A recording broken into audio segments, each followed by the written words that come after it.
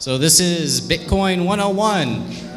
How many people out there have never used Bitcoin before? Let me see some hands. Got a few. Yep. How many are interested in for business purposes? Raise your hand. Okay. How many for personal? How many are just plain curious? Okay, well, Bitcoin, it's a new currency. It's digital. And it's a little bit different than what we're used to. So explaining it in comparison to what has already existed, there's some hurdles to get over. And that's where a lot of understandings becoming, those are the points that are hard for people to grasp. Because they're just so used to having something corporeal that they can handle, they can trade like gold or coins or even fiat currency, which isn't money, it's currency. What I do here is I have a, what I'm first going to do is I'm going to break it down to a couple aspects first. It's value and benefits, things to know, and also where to go to get started. All right, first thing, it's not controlled by any central person, bank, or authority. No single entity can manipulate your accounts. They can't seize your accounts, and overall, they can't flood the market with more of them. One of the historical problems with printed currency, as far back as printed currency has existed, is the entities in control of those printing presses had a habit of giving into the interest of printing more. And when you print more of any item or create more of an item, you increase the supply. But demand is staying the same, so what happens is the relationship between demand and supply have changed, and you've devalued everybody's assets. And that's one of the problems we've had with the US dollar, but more so with other currencies such as the Argentinian peso or the Zimbabwe dollar, which is quite famous for having to have $1 trillion just to buy a loaf of bread. It's quite worthless currency. Thing you also have to remember is that the US dollar is printed here in the United States, and while it is a global reserve currency, it's one of 150 something odd currencies out there. So when you're posed with the question, does Bitcoin have to be better than the US dollar? That may not necessarily be the case. It may already be better than 130 other currencies already. So there's other aspects to this other than just looking at it in relationship to the US dollar. System of redundancy. The Bitcoin network, you, John Doe, or Jane Doe, or whatever, if you want to contribute to the Bitcoin network and contribute to the system that maintains the ledgers, you can do so. You can contribute to it. And one of the beauties of this is that there isn't any central point or any central ledger that can be attacked by a government, military, or any other individual, corporation, etc. Because if you squish out one, you've got 5,000 other people still contributing to the ledger. It's very difficult to stamp out all of them. There is a fixed supply.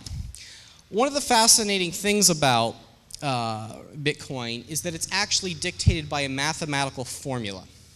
And if you're familiar with the source code, you can actually go in and look at it. It is open for anybody to view. Whether or not you understand it or not is, is up to the individual. But it is open and it is inspectable. You can actually look at the mathematics and you can calculate exactly how many Bitcoins will ever be in existence, and it's 21 million, no more. Now, when you have a fixed supply like that, and you have, say, 1% of the world is using Bitcoin, I'm just throwing a figure out there. Maybe it's 5%, maybe it's 0.5% of the population using the currency. What happens, let's say, 2 years or 5 years from now, when you have 10% of the world using the same currency? Is there enough to go around? One of the things that gets lost in translation is when people say, I want to buy Bitcoin, but it's $600 or $1,200 or whatever the price is at that moment. I just don't have that kind of money to buy one. Well, that's not exactly true.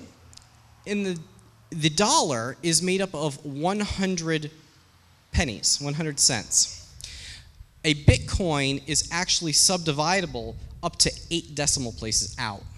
So you can buy a partial Bitcoin. You don't have to buy a full Bitcoin.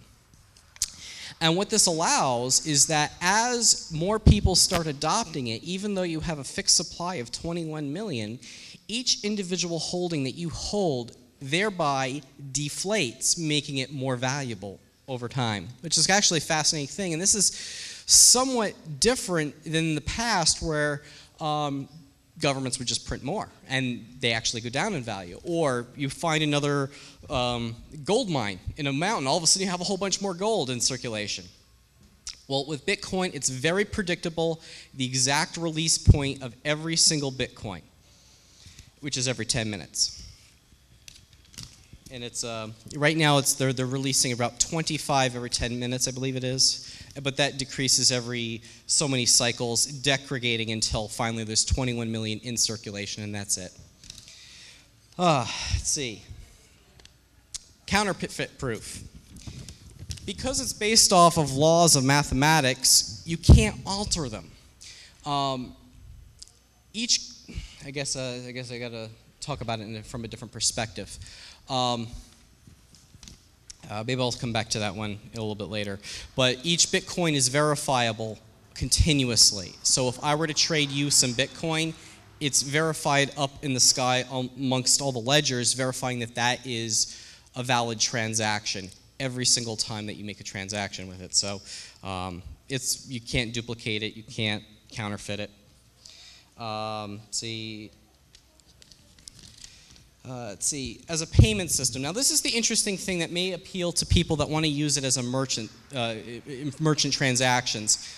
One of the questions I get is, it's at $500 now or $600 now.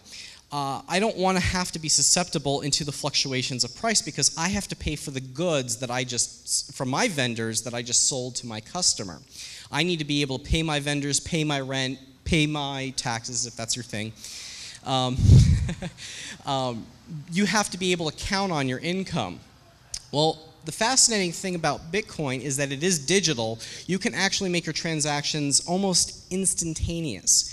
And there's already services out there, whether it be Coinbase or BitPay or these other services that exist out there. When your transaction comes in, it immediately converts it to the currency of your choice. I know BitPay does pesos or US dollars, I think also euros as well. And it will go right into your bank account as that currency if that's what you would prefer. You'd prefer to have US dollars, you can still take the US dollars. It's sort of like taking a credit card transaction. When someone swipes their piece of plastic, you don't really care about whether or not they were using a piece of plastic and there was a bunch of ones and zeros that just transisted through a computer. All you care about is that money was in your account. And with services such as those, you can actually accomplish that, making it fairly invisible for you having to figure out all the taxes and the paperwork and all that stuff. A lot of these services will take care of all that for you for about half the price of what a credit card processing fee is, if not less.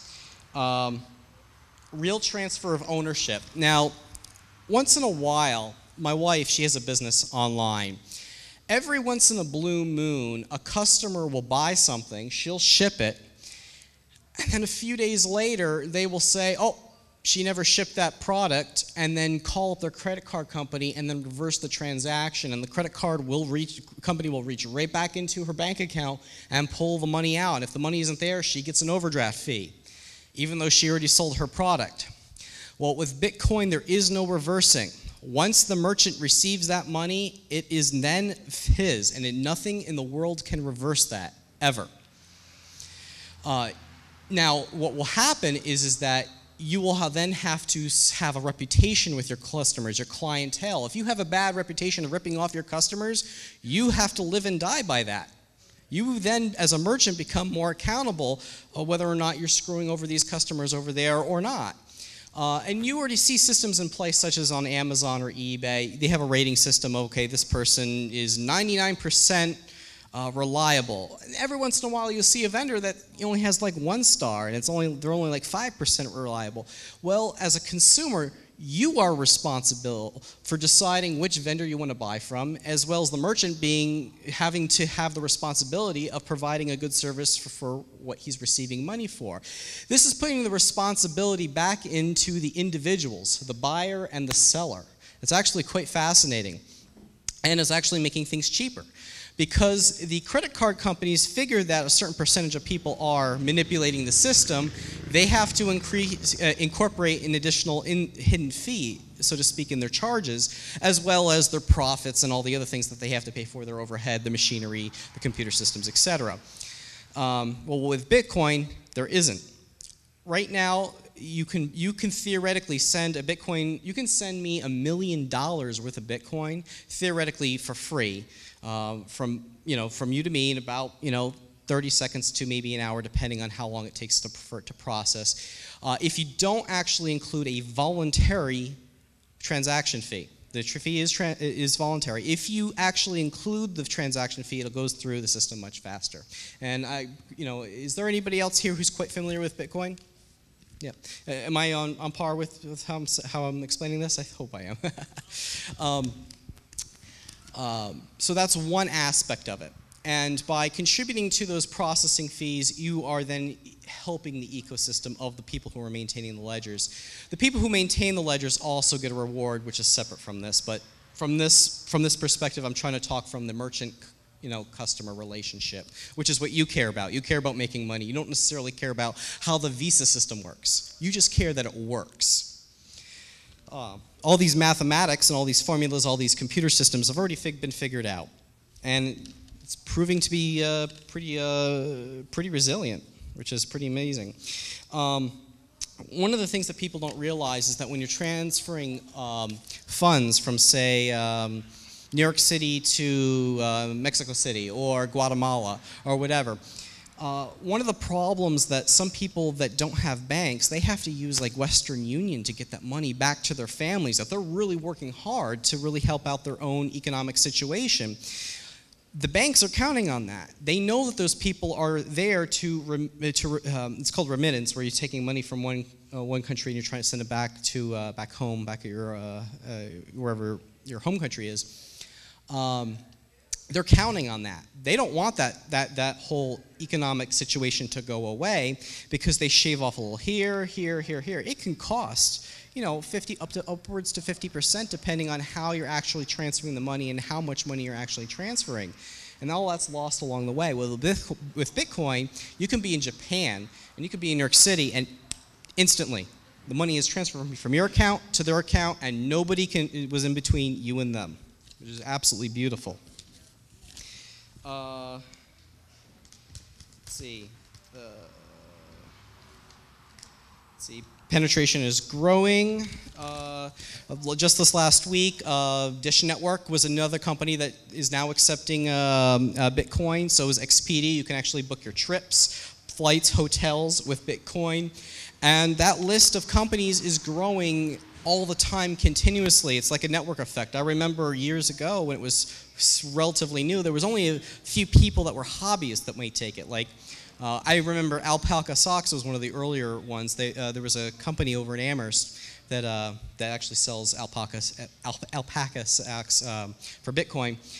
And then every once in a while there would be someone else that say, hey, you know what, I'll accept it for my goods and services. But now you're starting to see, 20, 50, 100 new companies a week start to take it, and that's starting to propagate out faster. The more people that accept it, the more of an ecosystem you have to trade amongst each other, which is absolutely fascinating. So we haven't even begun to see how powerful this is going to become, not to mention the other applications that will ride along the network, which is not the purpose of this talk. That's going to be another talk some other time. But the system itself can be used for more than just money.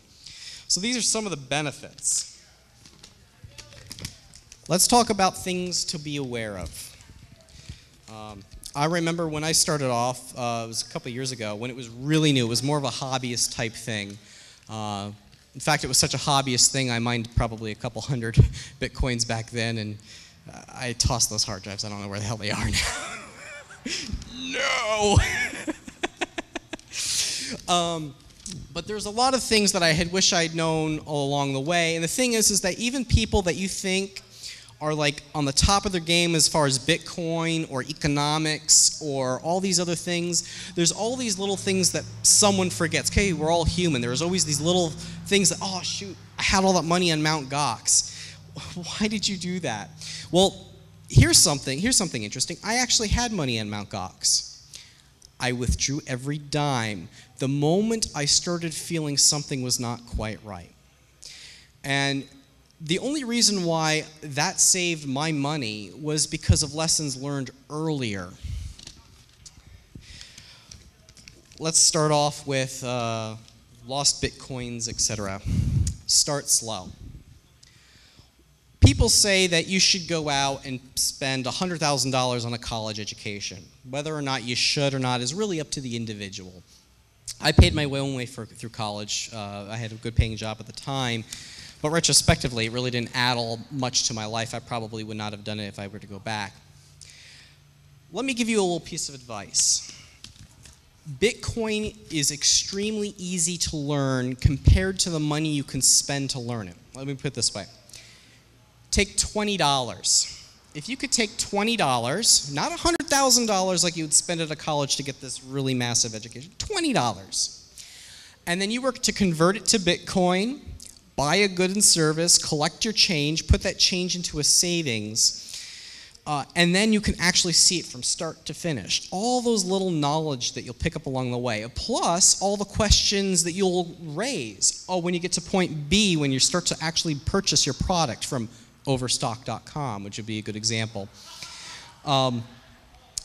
You start creating these questions, and then you start Googling those things, and you start asking more questions. There is a wealth of knowledge that you'll get from A to B for about $20 or maybe $10 or some small insignificant amount. And the cool thing is at the end, you either get to still hold on to that money, or you have an asset, suppose you bought something on Overstock, that's still in your possession. So you technically haven't lost anything, but you've gained all this knowledge along the way. So it's something to think about. Now, the other thing is that people are scared, a little bit scared. Oh, I don't want to put all this money into it and then see it lost.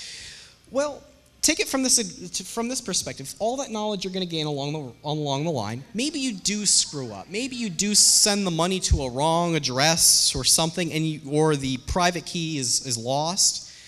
You may be out that $10, $20.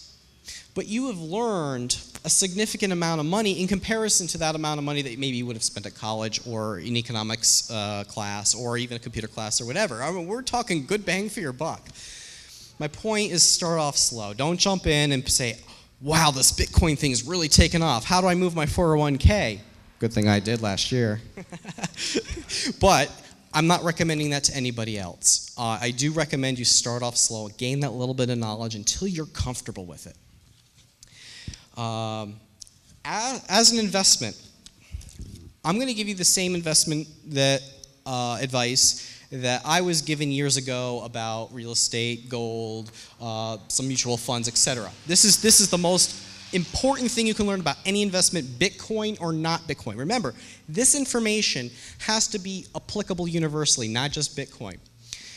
And that's only invest what you're willing to lose. If all of a sudden Bitcoin is worthless, which I don't think it would ever be worthless, but let's just suppose theoretically, suppose I'm wrong. You don't want to be on the streets. You don't want to be in Hawk on a gamble. That's gambling.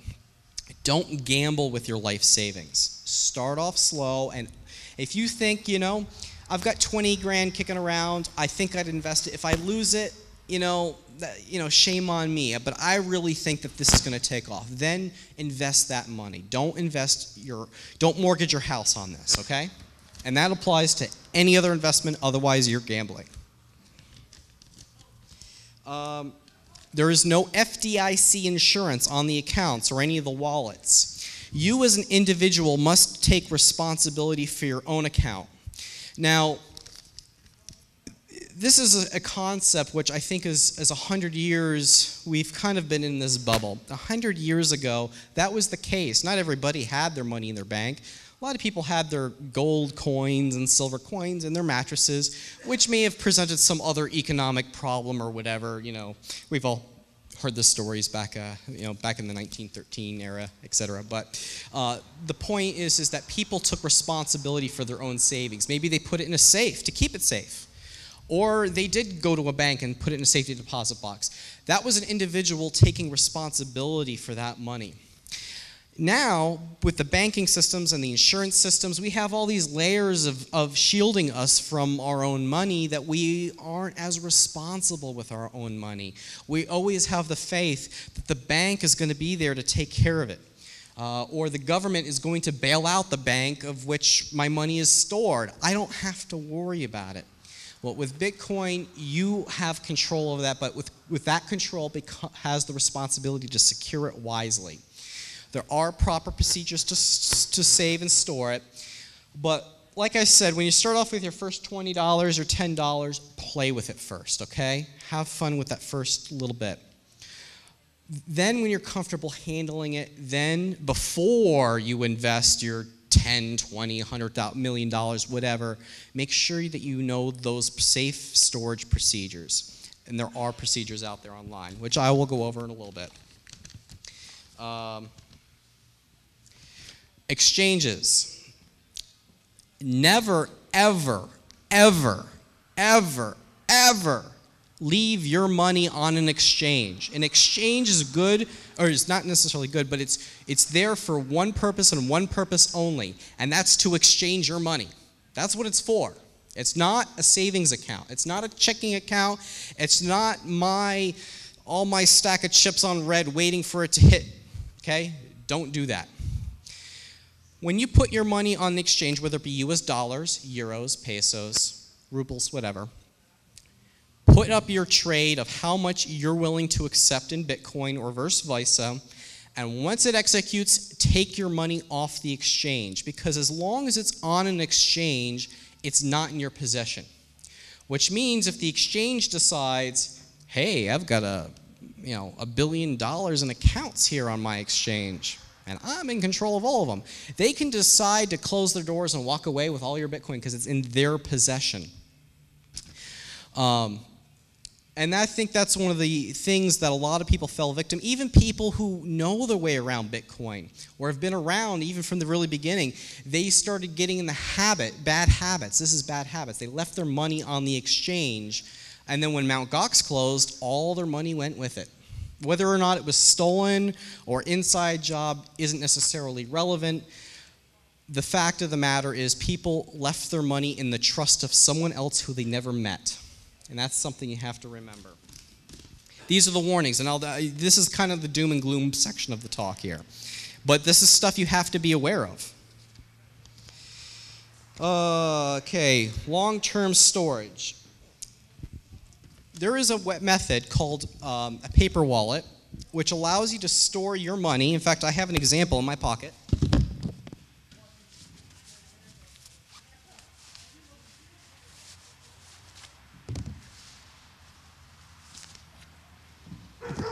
This here is a paper wallet. There's a public key, which is readable by any computer, and you can verify the quantity of money on that account. Basically, it's a long account number is what it is. Think of it as your checking account number, okay? You have a checking account number, and you have money inside that account. Underneath this piece of paper is the only existing decryption key, the combination to the lock, so to speak, to that account.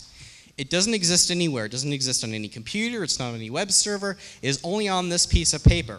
So if I were to take a match to this Bitcoin right here, it would be permanently out of circulation, permanently, unrecoverable. If someone were to steal this, they would be in possession of that Bitcoin. So what do we do with this? Well, you treat it like any other asset, like any other gold chain or bearer bond, or wherever you have in your normal savings in years past. You treat this the same way, with the same respect. This is an asset that's in your possession. You lock this up. This is what you do with your long-term savings. There's actually some other really more convenient methods coming out which will really simplify this in the future. They're called hardware wallets. Let's see. Tracer is one company that has one. There's a couple other companies that have them. Now, Another thing that I think caused confusion a while back are these. This is a Cassius Bitcoin. This functions in a similar fashion as the paper wallet. On the outside is a little hash code, which can verify that there's actually money in the account. And if I were to peel off the hologram, it actually exposes the decryption key. A lot of people confuse this actual item with the Bitcoin. Again, this is more or less a glorified paper wallet is what it really is. They're not worth a whole lot, at least when I bought them. They were only like $6. But now this is worth like 600. So there's different ways you can actually physically store. You can actually buy the Cassius coins blank now. They're no longer allowed to sell them pre-charged with Bitcoin for legal reasons. And the owner of that company is more interested in some other ventures currently at the moment. He didn't want to fight the government on it. He's just working on his other ventures right now. But you can actually buy the blanks, and you can actually charge them up with your own savings and put them in a vault.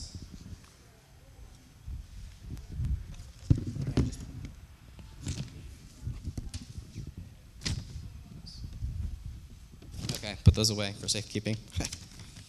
All right. Let's see. How to identify Bitcoin right now? There's two major identifiers. You can actually go to Bloomberg right now. They've actually added it to the ticker now. Internationally, ISO 4217, it is known as XBT. Informally, among Bitcoin circles, it is signified as BTC. It's the same darn thing.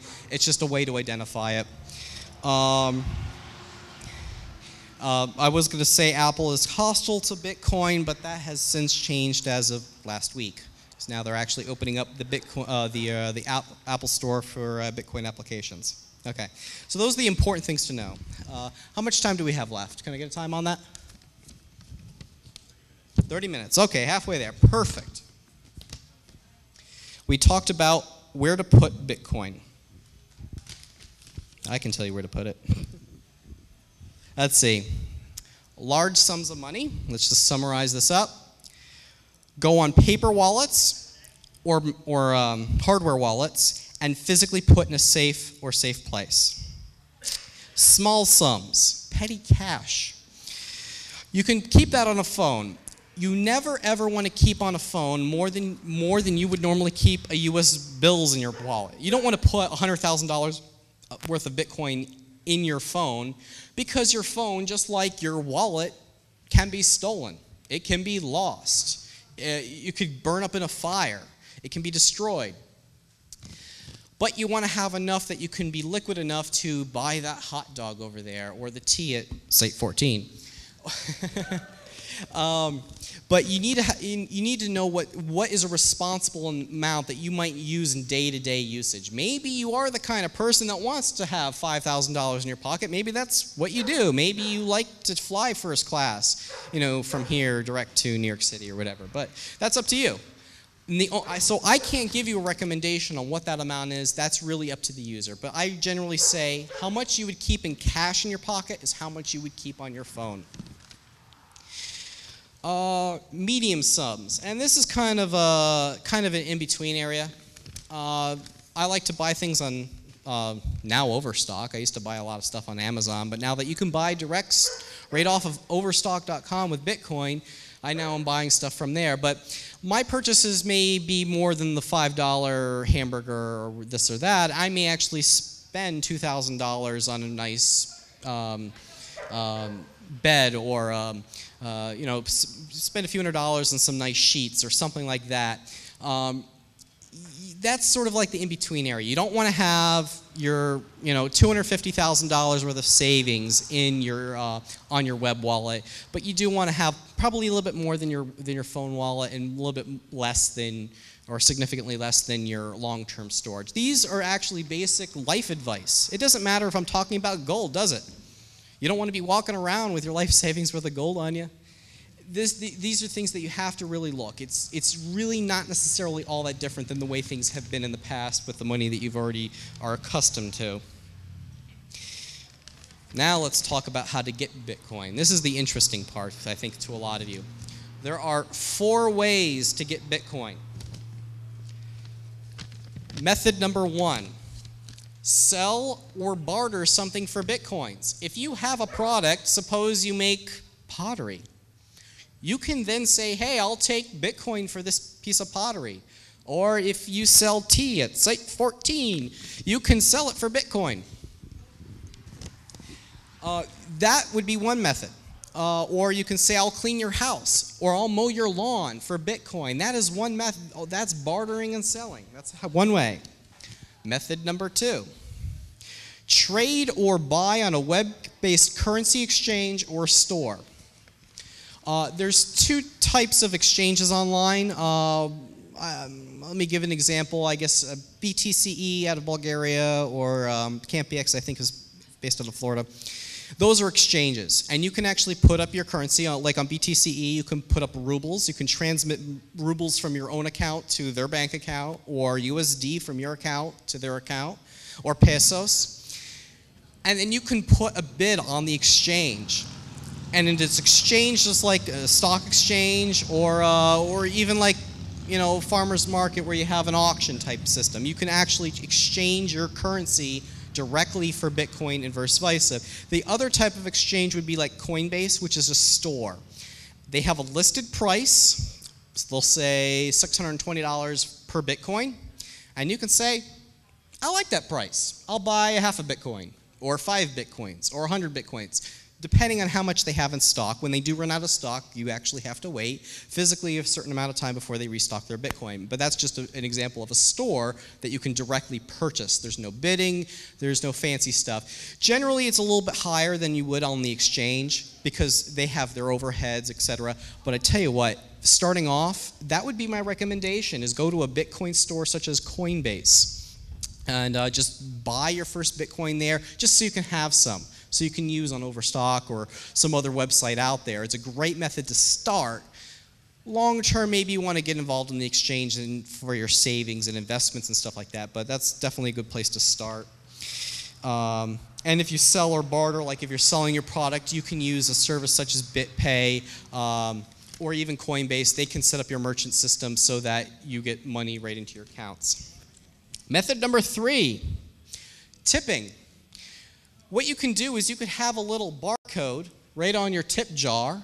I don't know if they have it in the VIP tent, but I know they did last year. You can actually zap right from your wallet that's on your phone. You can say, this person's doing a good job. I'm just going to tip them. Or what's common in the Reddit forums or Facebook now, it's starting to catch on some of the other online social media.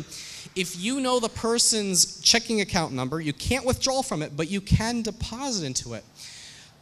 What you'll see is on like Reddit is a good example. If someone makes a good contribution to a subject or provides something that adds to the discussion, you'll see quite commonly people will toss the person $1 saying, it's more than a thumbs up or a like or a share or whatever. It's kind of your gratitude that that person contributed something of substance to general knowledge of the populace. And so there's a tipping culture that's actually starting to emerge. And sometimes the money is a little bit, maybe it's a few pennies or a couple Doge coins or whatever, but sometimes it could be quite significant. I have seen thousands of dollars in one tip before on Bitcoin. Sometimes there's a couple high rollers in there. Hey, this guy did really good. Oh, here's $1,000. Instantly. That's one way you can get money, Bitcoin. The 4th method, and the reason why I saved this for last is that this is not necessarily as important for you and the general public. But one other method is called mining. And mining is the technical term for maintaining the ledgers of Bitcoin. There's a lot of mathematics involved here, and they have to solve an equation that has to balance out. Basically, it's checking the books continuously. And the reward for maintaining those ledgers, there's actually a reward built into the Bitcoin protocol. Again, every 10 minutes, it releases, I think it's like 25 Bitcoins. Randomly, it's like a lottery, to whoever's working the book. So there's a lot of people contributing to this book. Says 25 Bitcoins, exchange rate is it about $600 right now? That's a significant amount of money. So there's incentive there, and that's every 10 minutes.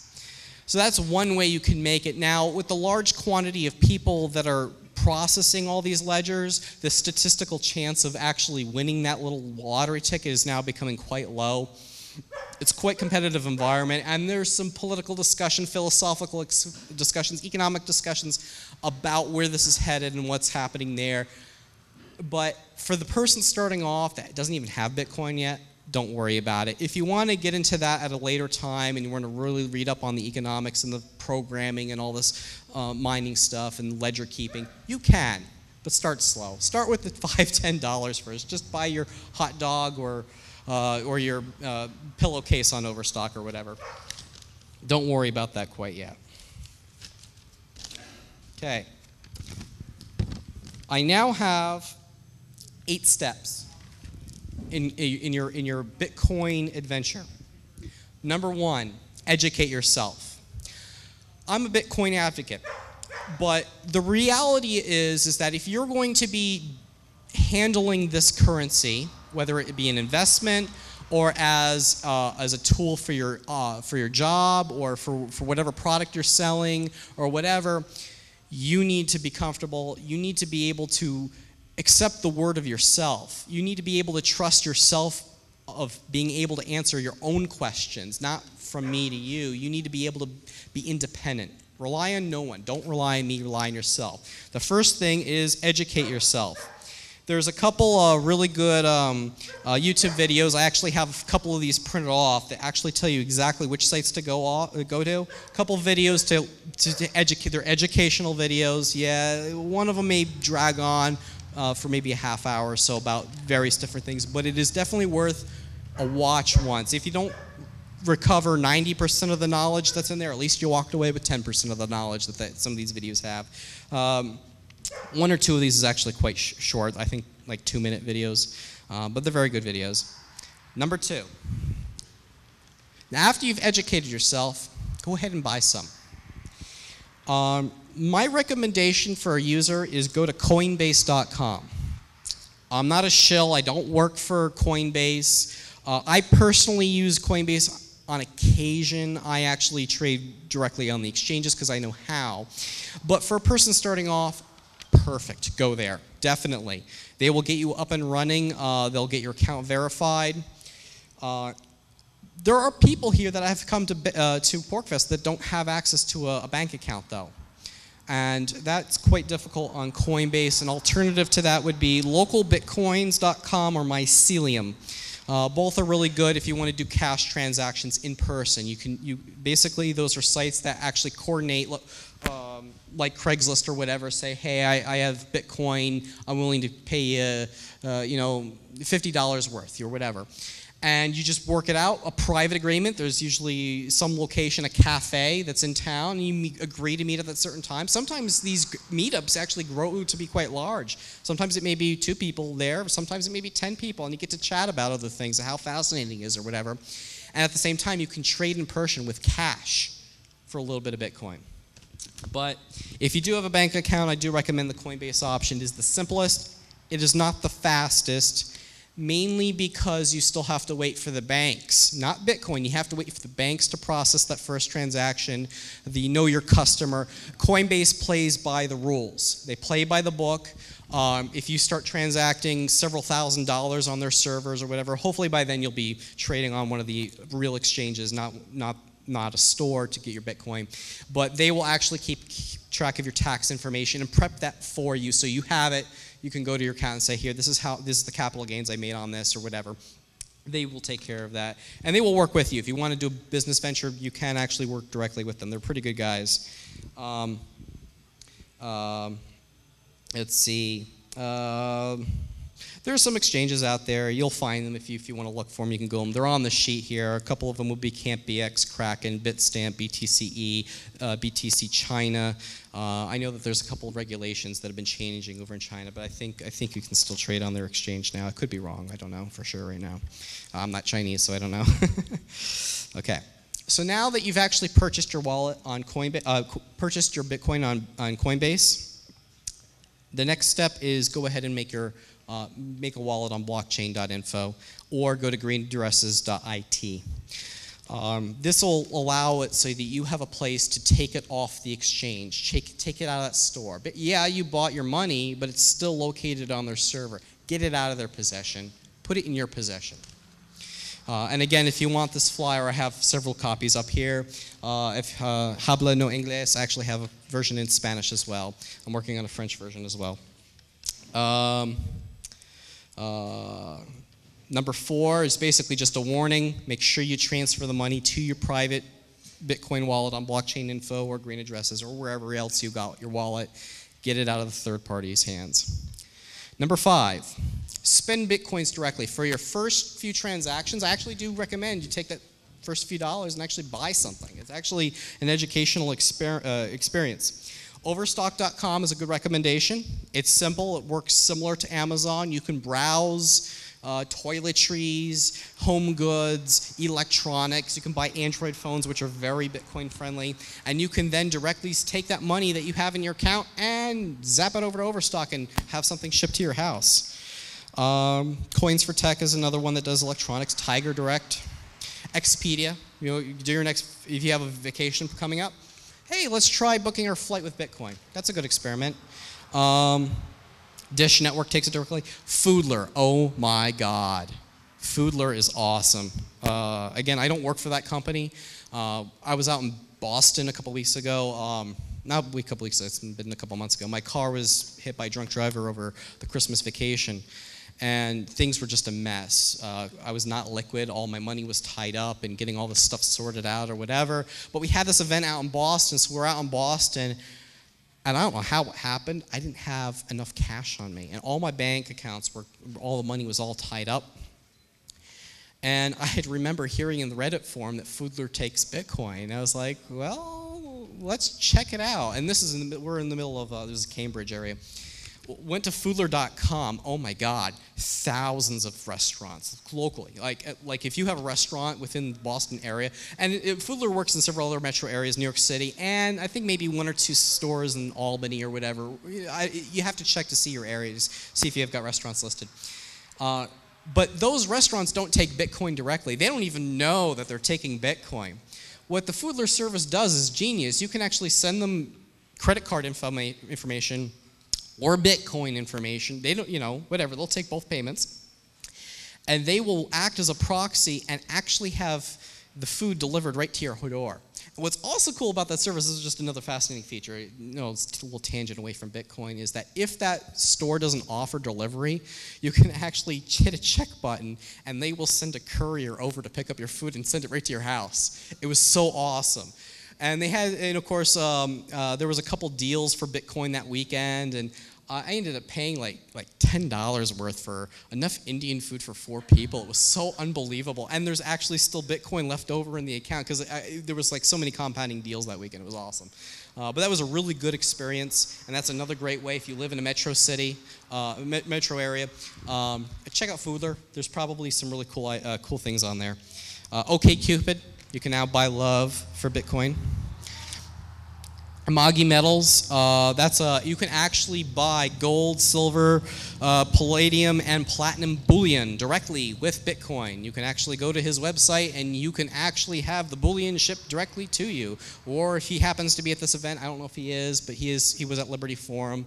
You know, he's a great, Steve is a great guy. But it's kind of nice to know that you can actually exchange your Bitcoin directly for gold or silver. It's unbelievably awesome. I'm actually a proponent of keeping a mix. I like gold, I like real estate, I like commodities, I like pallets from Costco of toilet paper in case of zombie apocalypse. Any kind of item that you have in your possession actually increases value, not just gold, you know, when there are shortages. Anything, lighters, you know, bullets, ammo. I mean, look at brass. Let's see. But yeah, I like to keep I hold silver, gold, and Bitcoin. You can buy a Lamborghini or a Tesla Tesla Roadster. You can actually go to onb.com and you can actually purchase either one of those vehicles for Bitcoin. There's a Land Rover dealership in California that will sell Land Rovers for it. There's a Dodge Chrysler Jeep Ram, Overland Park Jeep Dodge.net. You can actually order one of the vehicle that they have, and they will then deliver it to your local dealership for Bitcoin. VirginGalactic.com. If you actually have enough cash kicking around, you can buy a ticket on the spaceship for Bitcoin. I think it's the exchange rate. I think it's like worth like $250,000 for a ticket or something like that. Stone Farm. They're a bed and breakfast locally in New Hampshire. They're in Fitzwilliam. Great people that run that bed and breakfast. I highly recommend it. It's a beautiful area. They also accept Bitcoin, and they're a small mom and pop type thing. So you have these big organizations that take it. You have these small organizations that take it. Now that you've mastered buying and spending at one of these, whether it be Foodler or Overstock, let's look at some other options that really open the doors and the floodgates to what you can really do with it. You can spend it via proxy. There are proxy apps such as gift.com or egifter.com. You can get the app for your phone or just use the website. You have access to things such as Sephora, Victoria's Secret, JCPenney. Obviously, my wife started this list. Amazon, Target, Burger King. I'm sorry, Target. Whole Foods, Sears, and more. There are hundreds of different vendors, and basically what you're doing is you're transferring the Bitcoin to them, and they charge your store card. You know how they have those gift cards for those stores? Well, the app can act as your actual gift card, and then you can just scan your phone right there at the store, so you can directly spend at those places using this as a proxy system. So then you start to see the floodgates really open up and where its usability becomes. Step 7 and step 8. Once you've gotten to step 7 and you own a business, you could probably start looking into start accepting it. The two places I recommend checking out, bitpay.com or coinbase.com, they each have their pros and cons. Play around with both of them. Actually contact them. They actually have representatives that will actually work with you in setting up your business and see what works well. If you have a guy that manages your website, maybe you want to get him involved. I think, if I can remember right, I think the BitPay API is a little bit friendlier to work with than the Coinbase one. But I haven't done that work myself. That's information I've gotten from others. But basically, ask questions at that point. Hopefully you'll have some questions at that point. And then number 8, when you're all said and done, store whatever you're not using. Put it in a paper wallet and save it, and make sure it's not in someone else's possession. Can I get a quick time check real quick? What? Okay.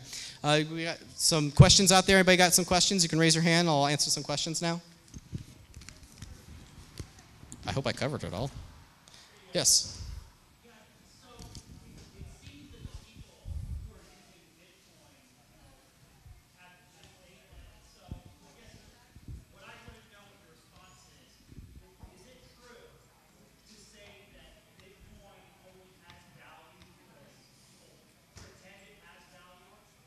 I wouldn't say pretend. Why does gold have value? No, the reason why gold has value is because humans perceive it has value. Same thing as any other object or item. There's a supply and demand. Now you also have to, you're probably talking about the so-called intrinsic value. There's more actual uses for Bitcoin other than actual currency and as a method of exchange. The Bitcoin protocol is actually usable in other forms of things, such as contract negotiation. You can actually use the Bitcoin protocol to negotiate certain contracts based upon certain events. It is smart money. It is programmable. You can then have it keep track of certain things. You can have it track inventories. There's some other added value that this could add to your systems depending on what it is that you're doing, that go above and beyond just the currency itself. And we're just starting to scratch the surface on this. This is just like when internet came out.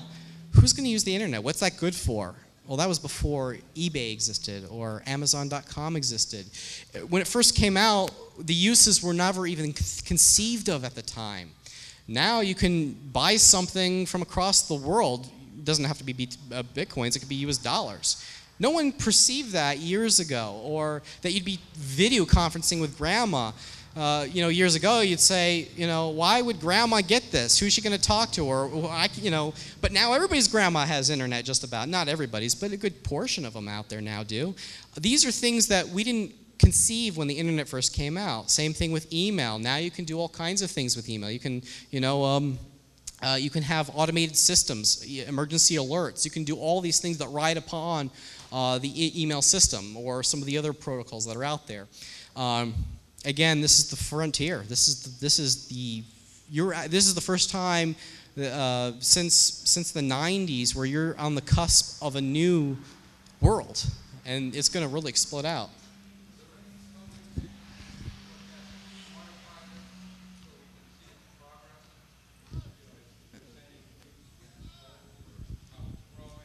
Yes, actually, he wants to know if there's actually any publications or any locations he can go to actually quantify its usage. How many transactions are probably in use, or how global it is, what countries are using it based upon certain percentages.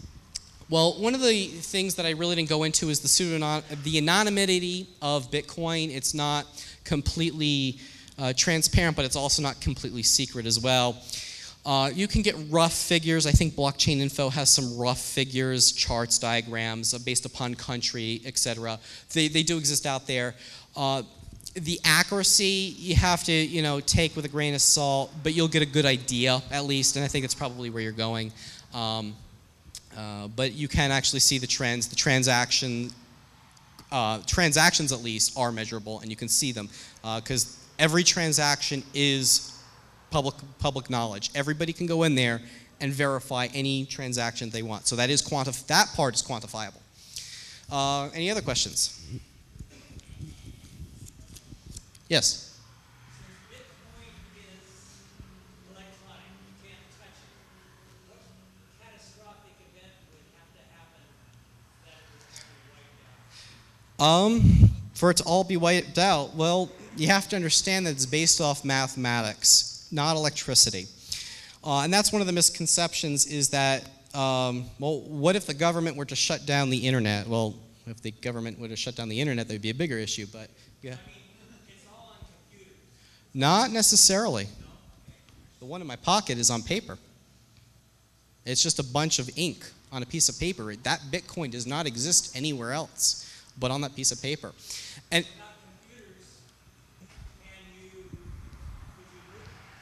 I can physically give that piece of paper to a person. It is still transferable. It is still usable. Now, there are some what ifs in a certain, you have to assume certain A before B before C. What if all electricity was shut off on the planet, which theoretically, I guess, could happen. But if that happens, you've got more to worry about than your Bitcoin. or that Ferrari you really wanted to buy. But technically, on a mathematical basis, it is still possible. It would definitely be hard to recover from that, but also your current the existing system, the U.S. dollar, would also be completely decimated because it's reliant on computer systems as well right now. Generally, I don't even use cash anymore. I use a debit card sometimes when I'm using USD. I prefer not to use it when I can, but still have to sometimes. But that's all electronic. I'm not physically handing a piece of paper. I'm totally reliant on some computer system somewhere. And if they were to shut down Bitcoin, they would have to shut down those systems as well. So it would be susceptible to the same faults of that existing system. But even still, unlike that system, Bitcoin can theoretically recover. Suppose we have a post-zombie apocalypse and we've reinvented electricity again. I'm sure we have other things to reinvent, like automobile systems or something like that, whatever. But theoretically, you could recompile everything. The blockchain could theoretically exist in some form and be redone. But we're talking some big what ifs. But again, I'm also not a total Bitcoin freak. I also keep gold. I keep silver. Don't keep all your eggs in one basket. It doesn't have to be Bitcoin. It doesn't have to be gold or whatever. Just make sure that you're diversified and you hedge all your bets. You think of all these what ifs or whatever. You assess your own risk. Do I want to have 90% of my goods in Bitcoin and 10% in gold, or reverse versa? That's up to you as an individual, but that's the responsibility you take. You don't have to take my word for it or my suggestion. That's up to the individual. All I can do is give you the tools and information about such a system to my limited degree, because I know that there are people that know more about Bitcoin than even I do. In fact, I am probably only know maybe 10, 15%, but I'm definitely know more than probably 80% of the populations who still are asking questions or haven't even touched it yet. Yep.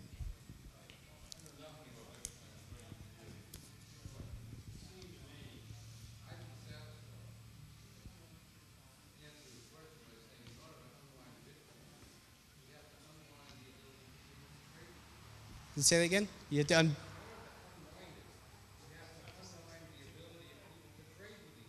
Correct, yes, yes. In order to undo it, you would have to be able to interfere with every private transaction between an individual, which is, I guess, theoretically possible, but not practical in reality. There's certain things in reality that are just, you just can't overcome. Yeah, go ahead.